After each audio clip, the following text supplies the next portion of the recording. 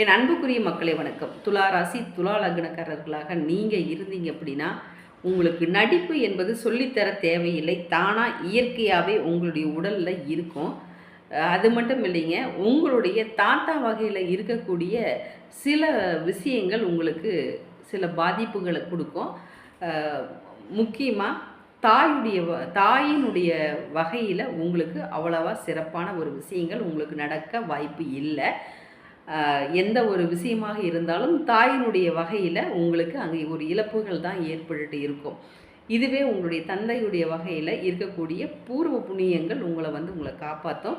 நிச்சயம் இந்த துளாராசி துலாலகனக்காரர்களுக்கு காதல் வயமிக்கவர்கள், அதிக காதல் உணர்வு கொண்டவர்கள், இவங்களுக்கு ஒரு சில விஷயங்கள் என்னென்னு கேட்டிங்கன்னா, தாம்பத்திய உறவுகள் கொள்வதில் அவ்வளோ ஆர்வங்கள் இருக்கும். இருப்பினும் அதை அனுபவிக்க முடியாத சூழ்நிலையிலும்